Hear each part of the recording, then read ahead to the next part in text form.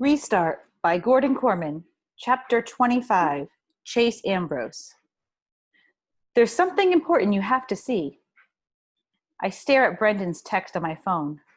What's the big deal he needs to show me? Probably nothing. Chances are, he really is just trying to rope me into helping with a new YouTube video, although he says he's not. I don't care. The fact that he texted me at all is something. I haven't heard a peep from any of the video club kids since that day in the music room. Who can blame them? They all heard how I lied about the electrical fire, and they don't even know about the really bad thing I did.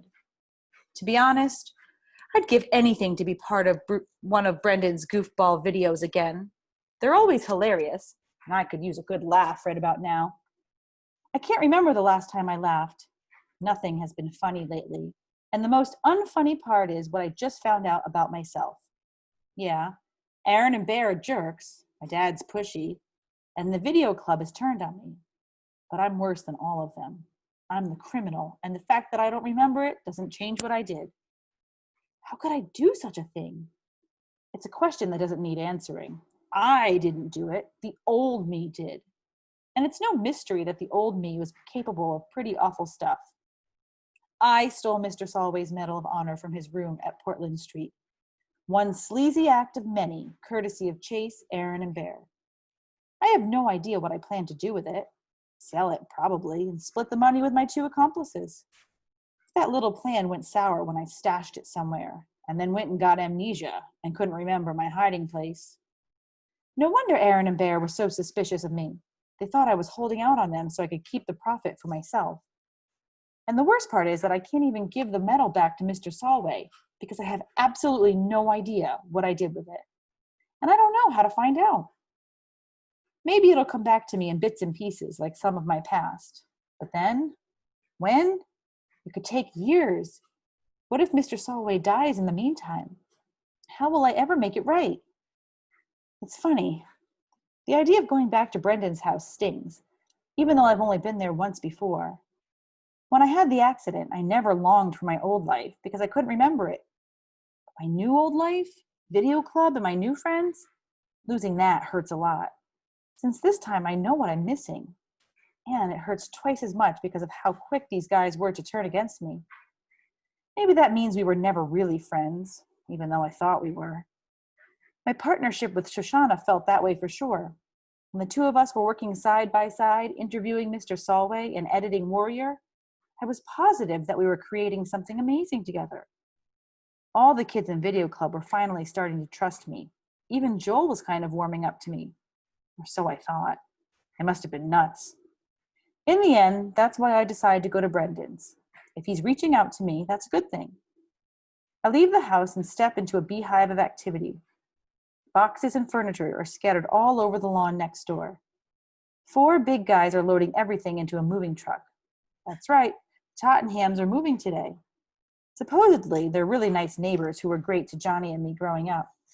Mom is sad that they're moving. I have no clue, of course.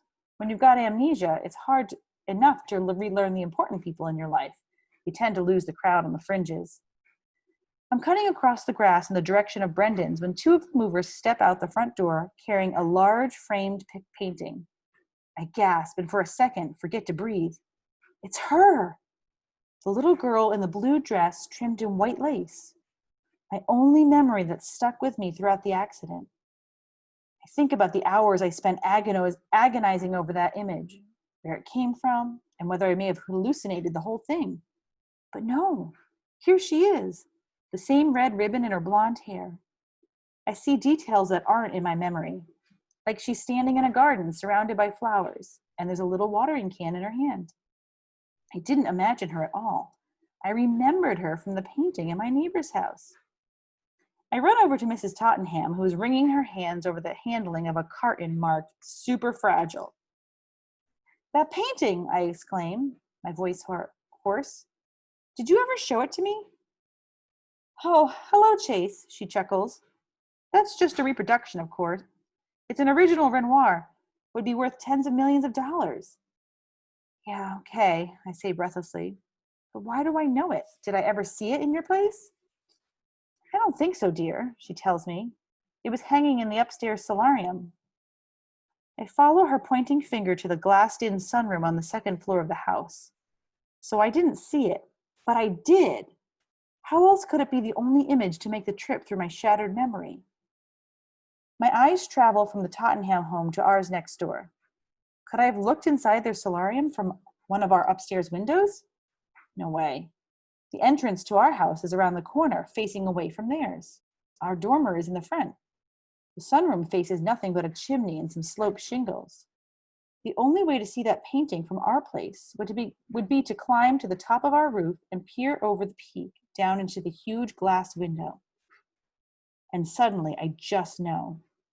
I run back inside, tear up the stairs to my bedroom, and step out onto the perch that was so much a part of my old life. I start to climb, my rubber-soled sneakers clinging to the rough shingles. The dormer, which houses my room, is beside me, but that leaves a sloped path about 3 feet wide, leading straight up to the top. As comfortable as I am on the section of roof right outside my window, the steep slog to the peak is another ball game.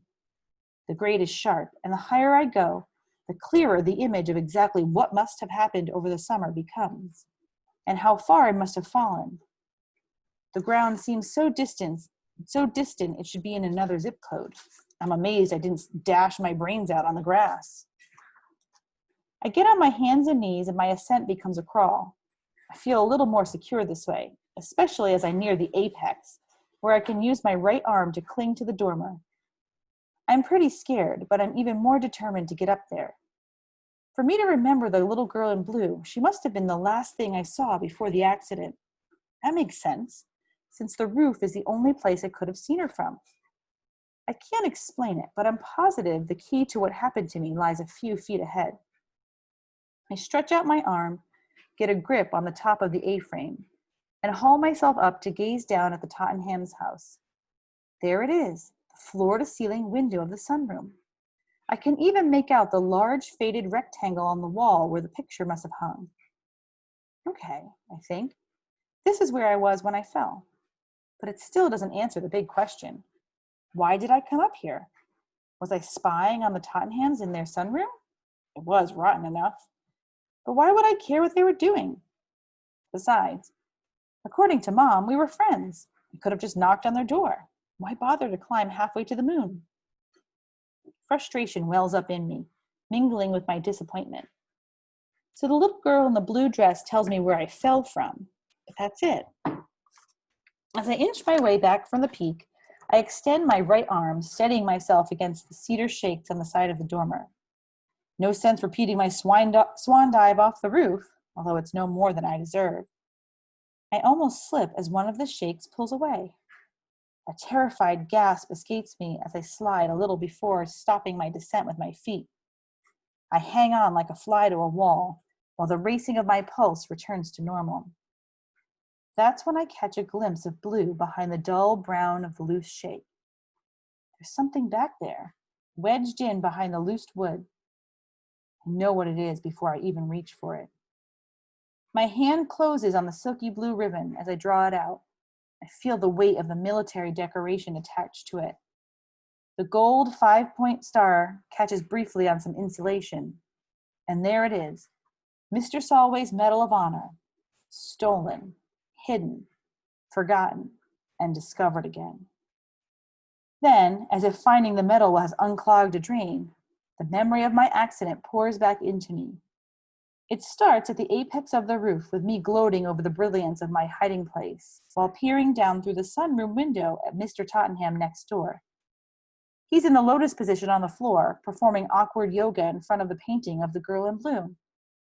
That's what does me in, the hilarious sight of my overweight neighbor twisted into a pretzel, looking like a giant mutant lemon in his skin-tight fluorescent yellow workout suit. I let go for just a second, reaching for my phone to get a picture of this one-man comedy routine. And the next thing I know, I'm skidding down the roof, the rectangular pattern of shingles becoming a blur as I pick up speed. I claw madly at the slope, desperate for a handhold, a foothold, anything to stop my descent. It's no use. My momentum is too much. I'm falling. When I hit the eaves, I flip over a little, giving me a terrifying view of the yard as it screams up to meet me.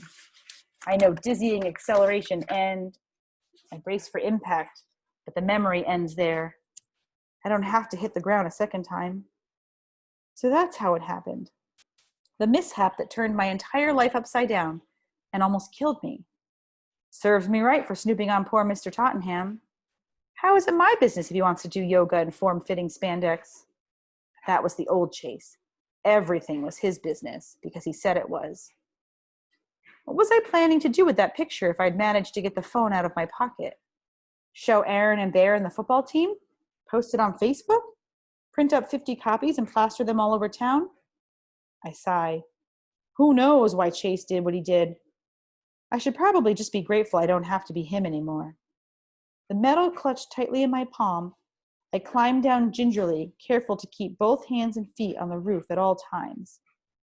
My mind is twirling. Brendan's house will have to wait. Nothing there can be as important as returning this to its rightful owner.